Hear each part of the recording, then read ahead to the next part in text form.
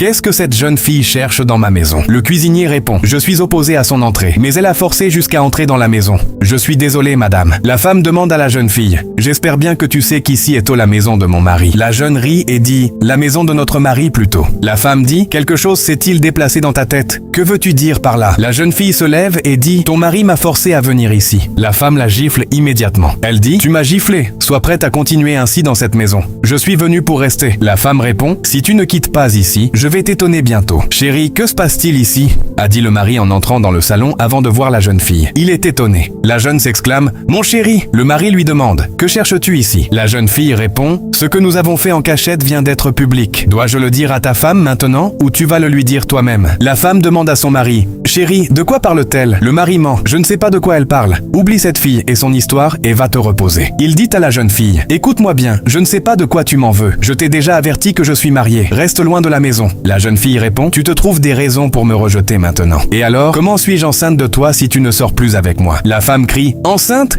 Chérie, de quoi parle cette jeune fille au juste? La jeune fille dit encore, dis la vérité à ta femme. Tu veux nier ma grossesse? Vas-y, mais sache que je ne bougerai pas de ta maison. La jeune fille remet un papier d'hôpital à la femme et dit, vérifie ce papier, vois si je ne suis pas enceinte ou pas. Et si tu doutes des résultats de ce papier, on peut aller ensemble refaire un autre. La femme prend le papier et vérifie, puis découvre qu'effectivement, la jeune fille est enceinte. Elle dit à son mari, cette jeune fille est enceinte de toi. Le mari essaie de calmer sa femme, mais elle le rejette. Le mari dit à la jeune fille, tu es venue semer le désordre dans ma maison, malgré que je t'ai dit que je ne veux pas de ce bébé. La femme dit, que veux-tu dire en disant que tu ne veux pas l'enfant? Quand tu couchais avec elle, qu'attendais-tu pour refuser la grossesse aujourd'hui? Depuis que tu as commencé des relations avec cette jeune fille, je t'avais prévenu de faire attention. Et voilà ce que tu m'as amené là. Le mari dit à la fille, toi, sors de ma maison. Je t'avais pourtant dit que je n'ai plus rien à faire avec toi. Quitte ici. La femme dit étrangement, elle ne va nulle part. Le mari est étonné. Elle dit, tu as enceinté une jeune fille et tu veux l'abandonner? Si quelqu'un fait la même chose à ta propre sœur, serais-tu content?